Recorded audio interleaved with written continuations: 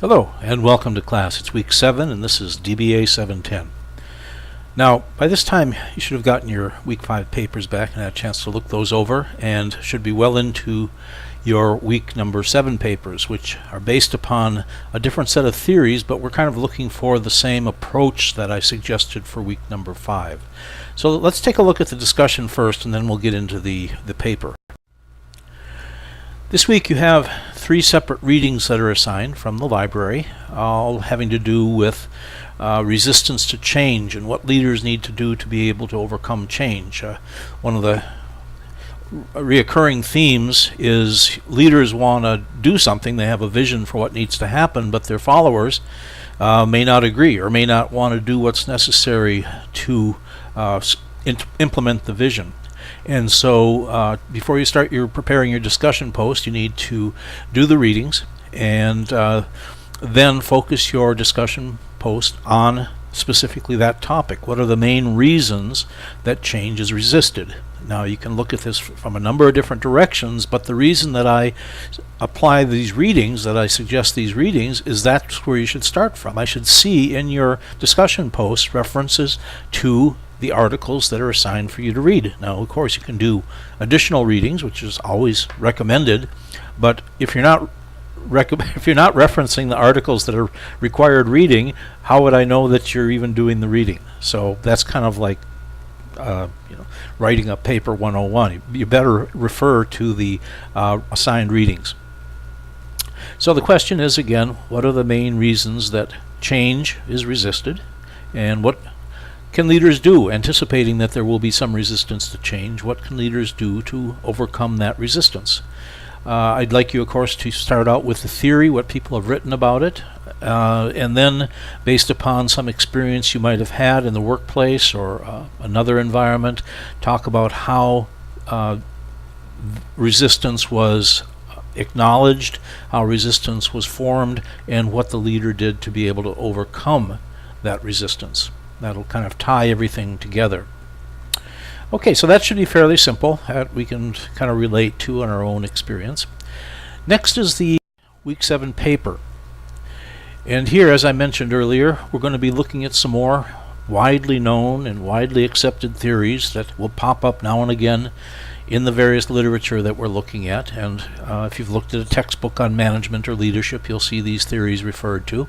And now we're going to be looking at the Fiedler's contingency model. A lot of you referred to that paper in your Week 5 paper when you were discussing the Hersey-Blanchard paper and also the Mouton-Blake work models, because Fiedler's contingency model is related to those. So what you're going to be doing now is talking specifically about the contingency model, and you'd be able to relate back and say this is similar to what Blake and Mouton were talking about in their model, or what Hersey and Blanchard were talking about. Okay.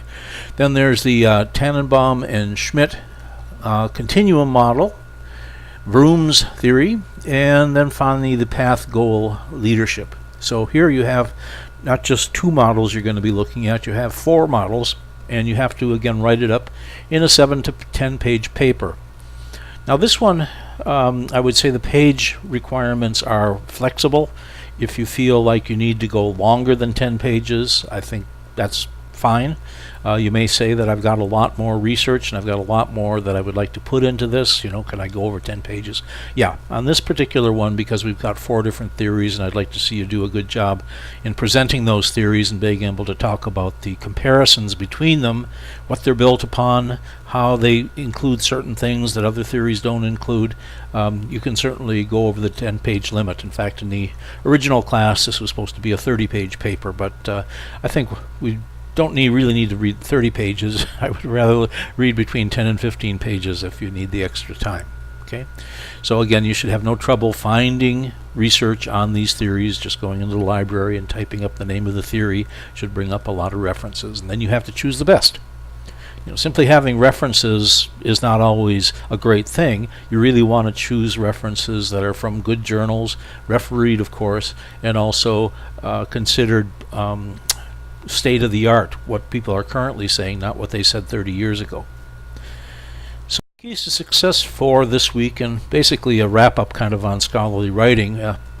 Scholarly writing is not about how much you can write, although sometimes it seems like it in some of the assignments. The quality of the writing is much more important than the quantity. And what I've been trying to do in this class is reduce the number of pages you have to supply for each article that you write, but focusing more on writing an excellent quality paper. So the idea is just not to fill in the pages with as many words as you possibly know, but actually to make it more concise, eliminate things that you don't need to have in the paper that aren't really contributing anything. As I mentioned for the discussion post, you should always use your assigned readings as references if they're appropriate.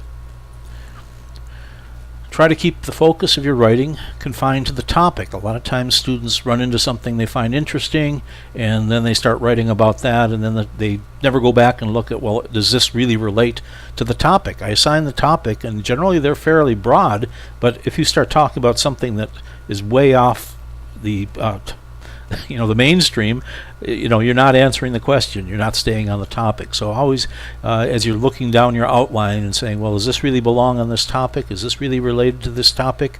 As for the question, the assignment, make sure that what you're putting in your paper actually belongs there. When you introduce a term, whether it's from some of your reference material, you need to define what it is.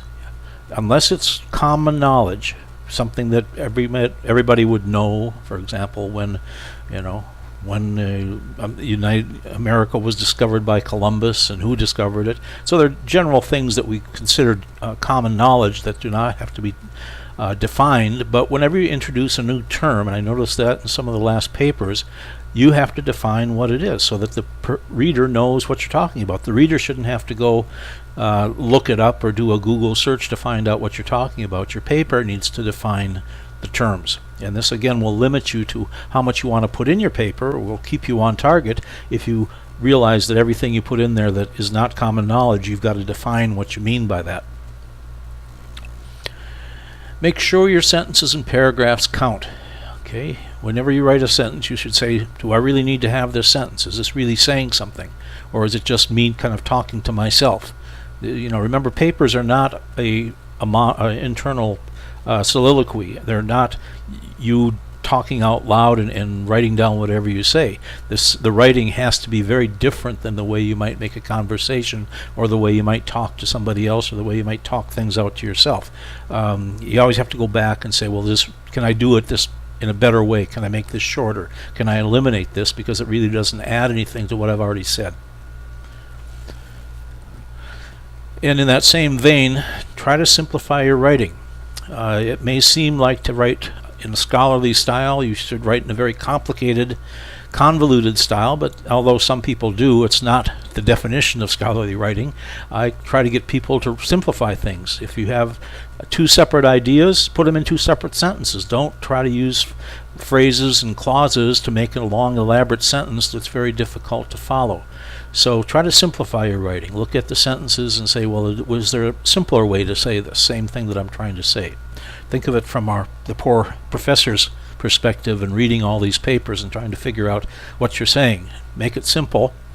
And when you're using words, terminology, make sure that it's necessary to use the most, longest word.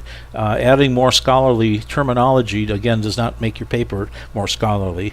And many times people use words that really don't apply to that situation. So be sure you need to use that word when you put it into your paper. When it comes to the introduction and conclusion, these are extremely important. Many times the only thing a person would read of your paper is the introduction and conclusion. And based upon that, they'll decide whether they want to read the rest of the paper. So you really need to spend time on that. It's not an afterthought to write your conclusion. You really need to, after the body of the paper is finished, go back and say, well, what did I really say in this? And then how would I introduce all the things that I've talked about? What's the best way to tell somebody what this paper is going to be about?